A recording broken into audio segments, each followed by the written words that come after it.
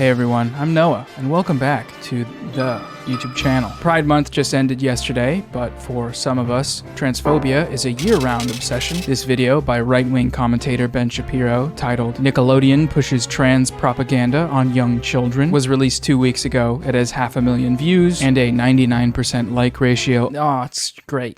God, so good. It's one of the funniest videos I think I've ever seen, based on its wonderfully ridiculous display of incoherent babbling about children's cartoons. It's not appropriate for children. However, the video also serves as right-wing propaganda. It's being used by Ben Shapiro to fearmonger his viewers into justifying their anti-trans bigotry, and that's why we're talking about it today. His video is linked in the description, so you can be sure to go watch it if you want, so you make sure I'm not doing fake news crimes to him. It's about 10 minutes long, but it's impossible to play at double speed because he talks in double speed. Radical gay propaganda video directed at children. For the first 3 minutes of the video, Ben essentially makes the claim that this Nickelodeon clip showing drag queen Nina West performing a song about the pride flag is indoctrinating your children. And so we are going to now indoctrinate children into the wonders of various sexual orientations. And get this, child abuse. Don't tell me that that isn't abuse of children. It is. It is mass abuse of children. Before I show the song clip that he eventually shows, there's a good amount of unhinged hysteria going on from Ben in the first 3 minutes of the video. So let's take a look. If you believe that the radical left isn't after your children, you're ignoring the fact that they very, very clearly are after your children. He uses the word children 22 times in the first 2 minutes and 53 seconds of the video before showing the actual clip. That's about once every 7 seconds. Children, small children, small children, small children. Indoctrinate children, 4 and 5-year-olds. Children, and children. You're an idiot. Sex with small children. Gender orientation with small children. Child, 4 and 5-year-olds. You might identify as a drag queen. Not sure how stupid Ben thinks his followers are, but repetition seems to be a willfully employed tactic here. You're an idiot. He may as well have knocked all 22 out at the start of the video. They're coming for your children. They're coming for your children. They're coming children, child, kids. In one place, he does what we in the intellectualizationing business call inductive leap, one of the least phallic of the logical phallicacies, where you jump from one premise to the next without proving the first premise, like a transphobic monkey. There is no way to discuss gay pride without coming into conflict, when you're coming to discuss this with children, without coming into conflict with the reality, which is that it is a sexual orientation, which implies sex, which implies you now have to discuss sex with small children. And I have TV people discussing sex with small children and gender orientation with small children. Does this sound like a great idea to you? Gay pride means sex. Sex means deviance. Deviance means you're gonna go to hell. Going to hell means you meet the devil. Meeting the devil means you're gonna realize that he's actually kind of a sexy guy. He's got these big red pecs with these peppermint nipples, and then you start kissing and Lil Nas X. Wait, stop, cut the camera. If somebody came into your house and started doing this to your child without your consent, you would immediately call the cops. Oh no, Ben thinks the people in the TV are gonna come out of it to get him. I mean, okay, obviously this is a ridiculous anecdote for him to be using, but why don't we humor him? Picture this little twerp showing up in your living room and yelling at your kids about how SpongeBob makes you gay. You calling the cops? I know I am. If an adult came into your house, a man dressed as a woman came into your house and started singing to your child about the wonders of various sexual orientations, and your kid's 5, you would call the cops. He also used the example of a man dressed as a woman invading your space, which is channeling the anti-trans ethos popular among Bathroom Bill sponsors and some authors of Harry Potter books. After these 3 minutes of suffering, we finally get to see Ben's example of this Nickelodeon-sponsored child abuse. Trigger warning, this is extremely dangerous stuff. I showed it to my cat, and she immediately grew opposable thumbs to use my Comcast remote to turn on RuPaul's Drag Race. Now, sachet. Just stay safe, all right? And here's some rather inappropriate material for children appearing on Nickelodeon. Doesn't it just fill you with pride, showing who you are on the inside? Wave that pride flag up high, be true to you. Happy Pride, everyone! Yeah! It fills you with pride, showing who you are on the inside. That's it. That's all he shows. That's the clip he called child abuse. 14 seconds. Ben Shapiro, when somebody says, hey, be yourself. Says angry angry chipmunk is screaming chip. Next up, Ben does his best 1993 homophobe impression with the classic argument, oh, gay people getting married, what's next? You gonna blow up the planet? You gonna blow up planet Earth using the Death Star? Is that, hey, that's where this stuff leads, okay? You open the door to one thing. So it used to be the kids need to be told about this stuff because if you are 5 or 6 years old, there may be a kid in your class who has 2 mommies or 2 daddies, right? That was the original thing, right? This was the what was it? Has 2 mommies. Heather has 2 mommies, right? The Heather has 2 mommies book was a controversy maybe 15 years ago. The idea was you need to teach kids because there might be a kid in the class who doesn't have a mom and a dad, but actually has 2 dads or 2 moms. There's a brief moment here that's really funny. Ben kind of pauses and you can see the hamster in his brain momentarily fall off its wheel. Because there might be a kid in the class who doesn't have a mom and a dad, but actually has 2 dads or 2 moms. Because he realizes he may have just accidentally validated the existence of gay people. So he makes sure to correct that. Okay, now, that was foolish because why would you have to teach every kid in America about this as opposed to just dealing with it when your kid comes home and asks about it? This is a job for parents, but... Yeah, so true. Parents will take care of that. That's what you would do, right? Right, Ben? Right, Ben? Ben. Oh, wait, you think being gay is a mental illness and should be classified as such in the DSM. Now, to be fair to Ben, he did write that in 2010. He's since dropped the homophobia thing because, well, transphobia lets you keep your sponsors. The best things about Raycons, you can customize them to fit your ear perfectly, which is exactly what I do. 2010 is, if I'm doing my math correctly, 21 years after Heather Has 2 Mommies was published. So kids coming home to a 1989 Ben Shapiro would most certainly not be told that Heather should be allowed to have 2 mommies. Now, let's be charitable for a moment here and assume Ben isn't totally bullshitting here to pander to his misinformed, scared fan base. What is he actually upset about? Obviously, this song being shown to children is a problem for him. Children, small children. And Nina West being the one to do so is a part of this problem, even though most kids probably have no idea who she is or that she's even a drag queen. So what is it about the song that's so bad? Well, the closest thing we get to any semblance of a coherent argument is the end of his rebuttal here. This is no longer directed at the kids' parents. Now, this is directed at children themselves. You, a 5 or 6 year old, you might identify as a trans kid. You might identify as a drag queen.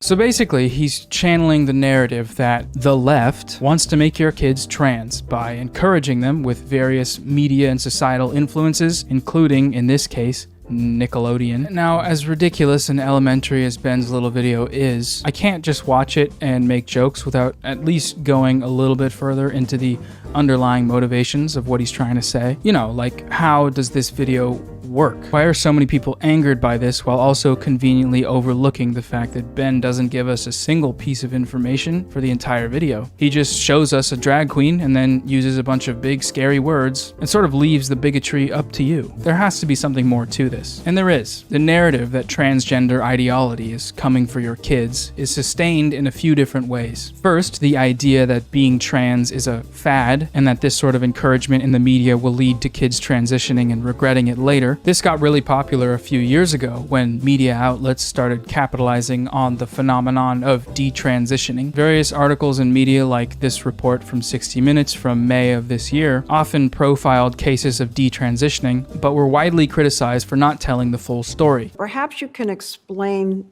the worry about our story.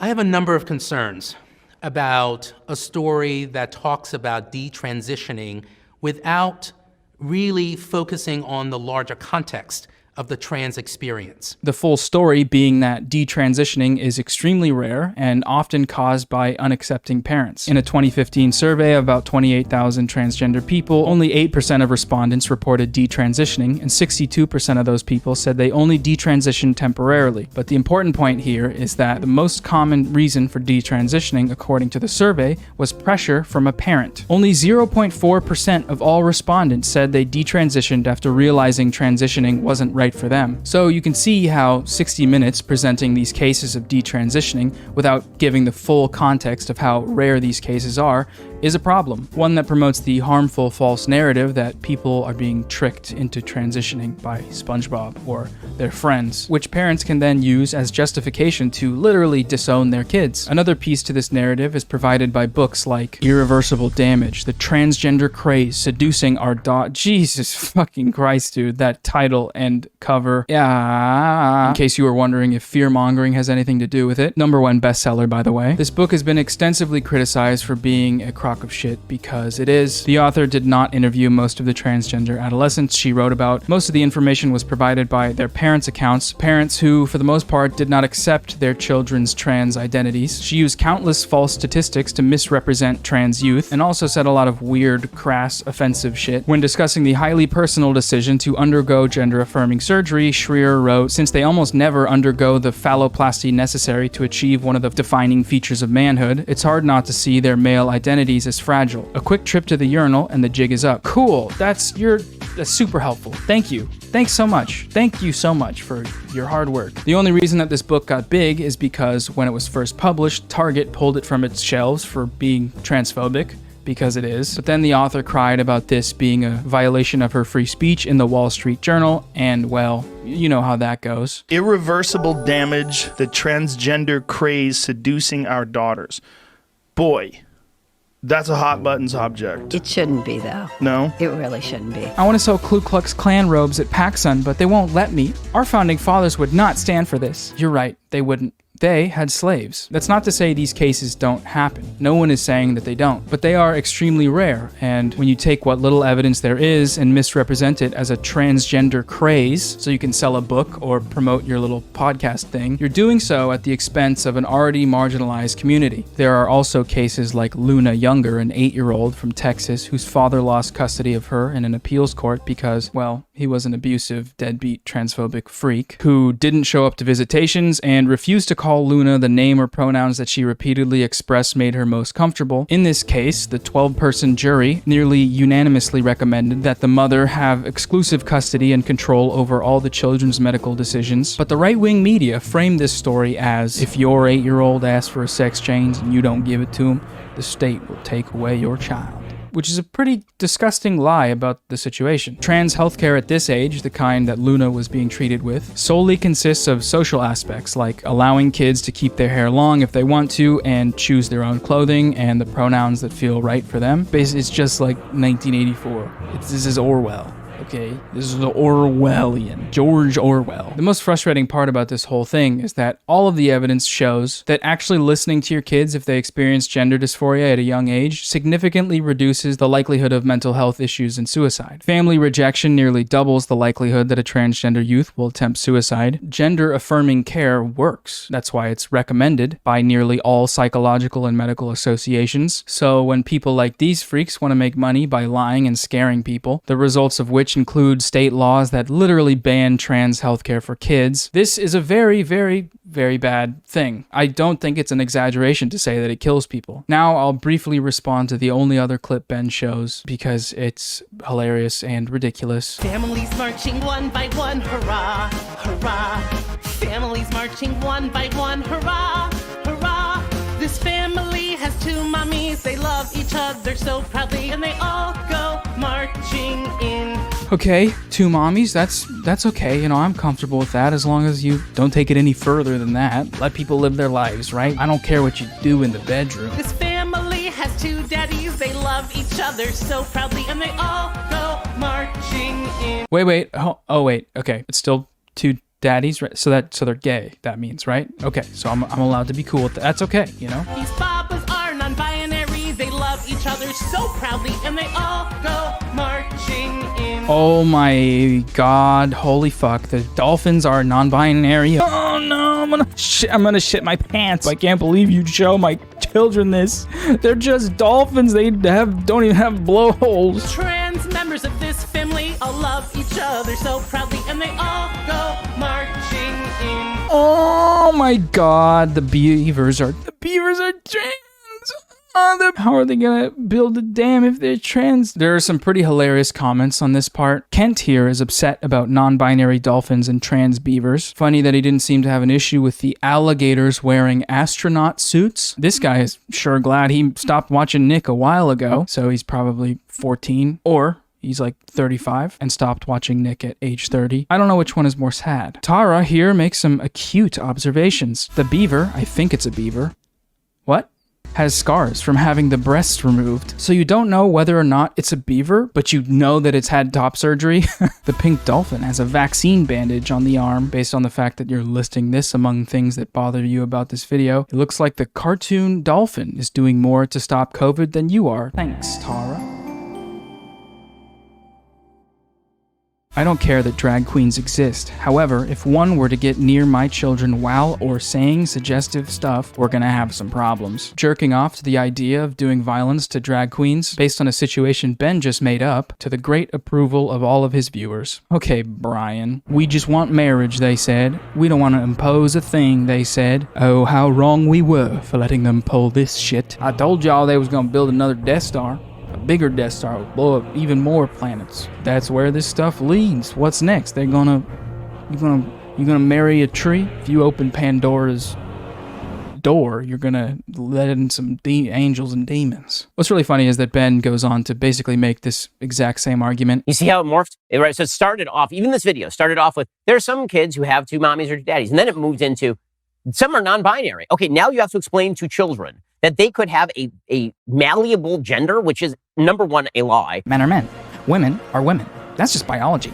If you disagree, well, this is the classic, number 12 with extra cheese. The usual. Conflating sex assignment at birth with gender, on purpose, as always, to present trans activists as stupid and irrational, and to obfuscate the fact that they just want rights. This was J.K. Rowling's big thing. When she said a bunch of transphobic stuff and people called her out for being transphobic, as they should have, she claimed victimhood for simply stating objective biological facts. Sure, lady. Whatever you say. There's a great ContraPoints video about her specifically, but this sort of pedantic, semantic approach, those words work there actually, it's just, sorry they had to be next to each other. This approach somehow still works to keep transphobia alive and thriving, because people just want to feel epic all the time. They want epic wins. Finally, Ben gets to the point of his problem with this clip. You have to say to a small child who thinks he's a robot today that he might actually be a girl.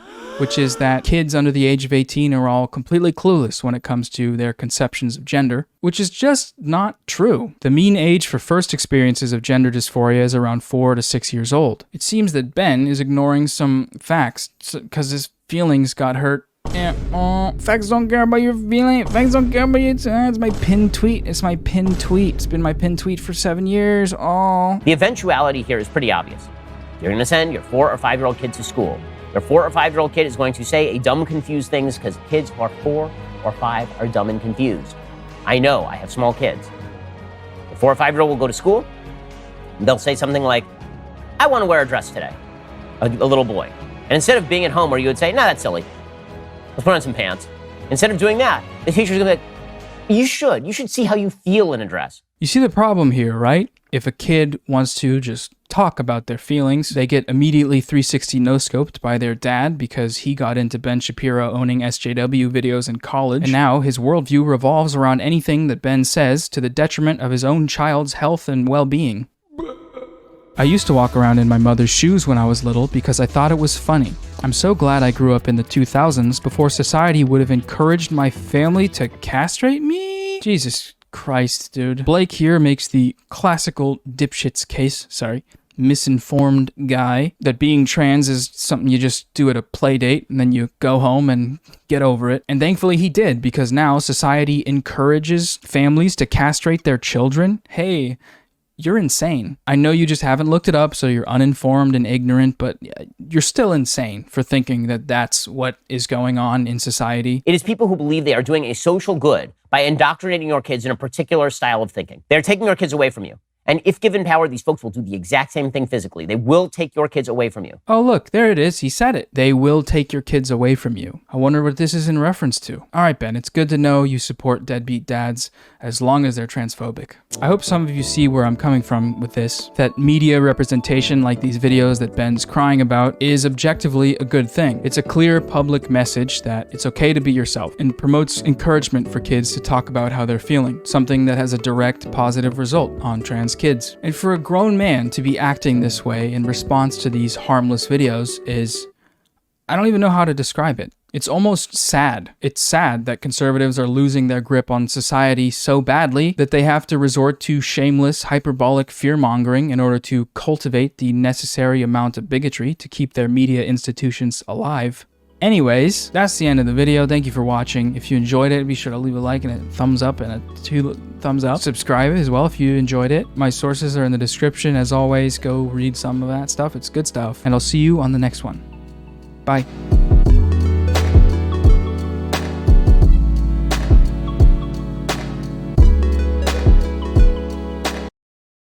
Hello, my little freaks. Welcome back to the YouTube channel. I'm Noah. Today we're going to be talking about